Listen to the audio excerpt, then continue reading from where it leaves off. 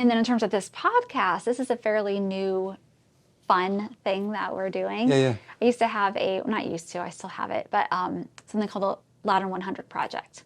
And so it highlighted Loudoun County people, everyday people, not business owners, but everyday people who are doing good things for the community, but they're not doing it for the recognition. They're doing it because it's the right thing to do. Yep. And so I loved that so much, but it was such a time-intensive project, Of course, yeah. for my team. So I said, I kind of want to do something similar where I'm sharing stories, but not necessarily have the event part. So here comes the Alamon Show, which is this. Community people are nominating different business owners, and then I get to have conversations. And where are you from?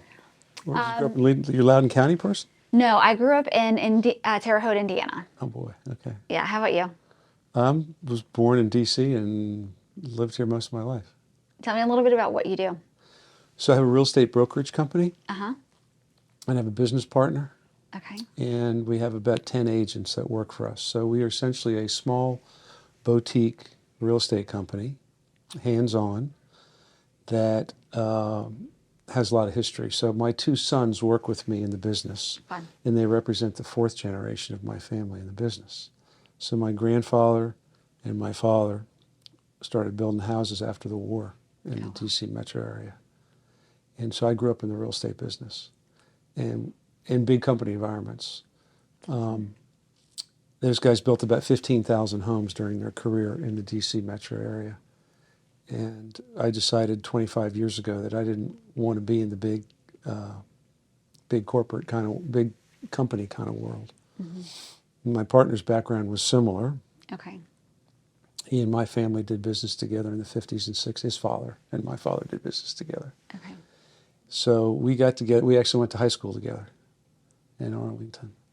And we got together to decide to build what we have been doing now for over 20 years. And this concept of, if you call me, I'll answer the phone. Yeah. And, you That get personal touch. You get us, yeah. So when you say you know the D.C. metro area, you really know the D.C. metro area to where you guys have built the D.C. metro area. Yeah, absolutely. Yeah, there was one time in the 70s and early 70s where in Fairfax County, I think it was 1 out of every 12, but some kind of number like that, 1 out of 12 homeowners lived in a Yeonas home. Wow. So they built a lot of houses locally and built a really good reputation, then sold to a national company. That's kind of the progress. But I grew up in the business doing everything from digging ditches to building houses, managing land development, putting sewer and water lines in, buying land and developing property. So I've got a pretty broad perspective on the whole process. Yeah. So what do you like most about it? Well, every day's different, generally, and it has given me an opportunity to interact with people that I would not otherwise, a wide variety of people, coming in contact with people far smarter than I am and very interesting, doing very interesting things in their lives. And I have an ability to help them out in things that, they might need help in. Yeah. So it puts me in that position. It's really been really fun. I love it. And your family's involved in it now? Family's involved. My two boys work, identical twin boys. So they work with me now for about 3.5 years. Awesome. How's that? It's great. Working with family? It can cut both ways at times, right? But it's ultimately it's really, really, really good. Do you see them taking it over? Yeah, that's my exit strategy. Exactly. I say to people, I'm like, don't. If your kids don't want the business, sell it, and then take that money and give it to them and let them create something that they. Yeah. But a lot of it's like legacy and. Yeah, there's that, but I never was a kind of guy that you have to do this. Yeah.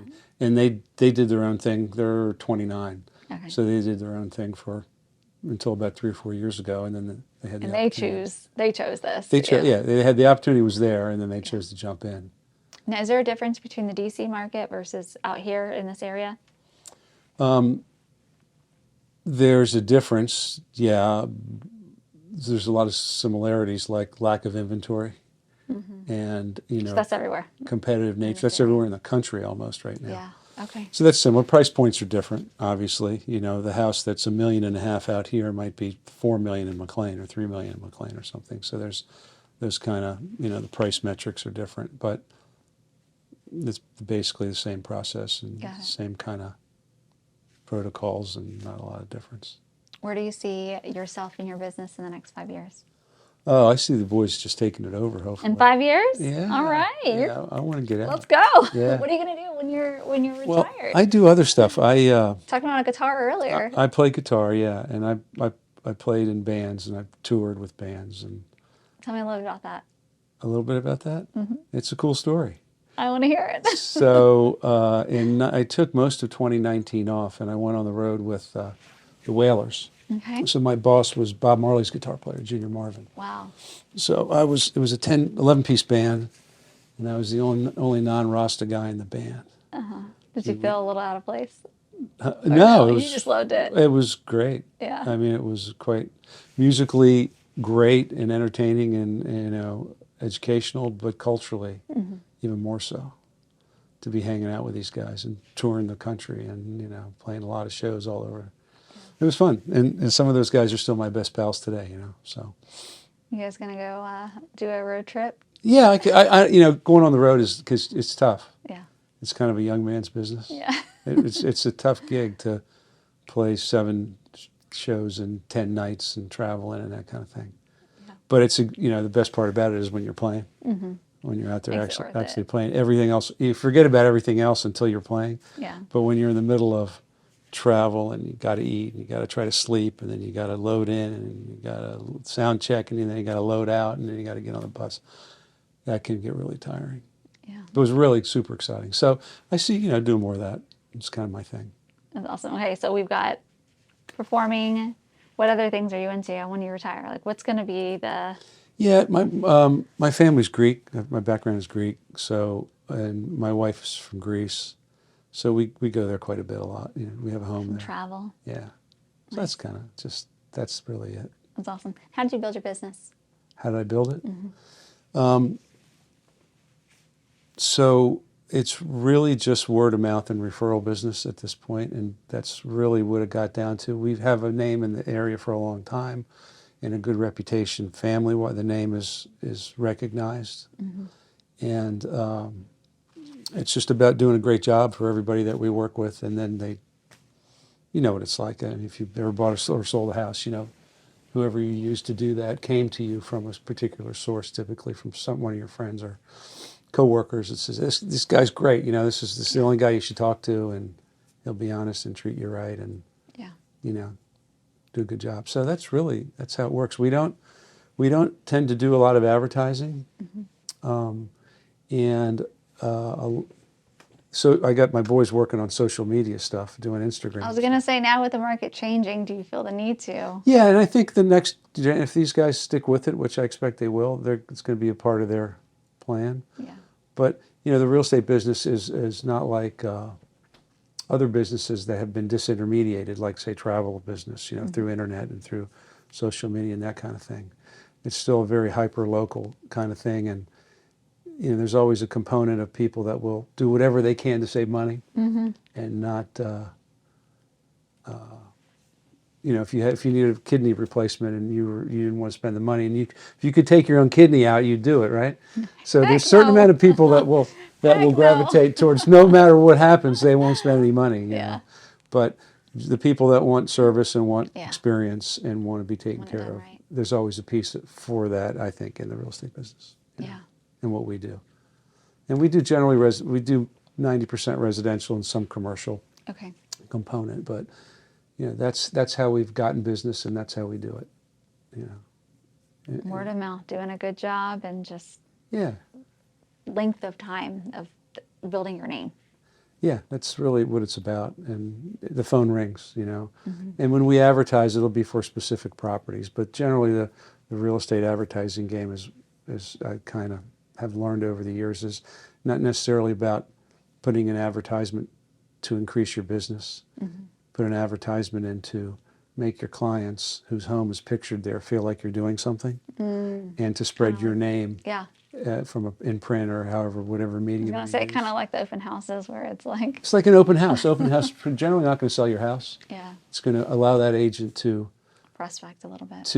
reach out and maybe meet a new prospect or a new client, Yeah. make the seller feel good. Oh, I have an open house, therefore I'm going to sell my Get house. some traffic, yeah. And sometimes it works, but generally that's just sort of a real straight, honest advice on what those are used for, in my opinion. What do you wish more consumers knew about or would know about before hiring an agent?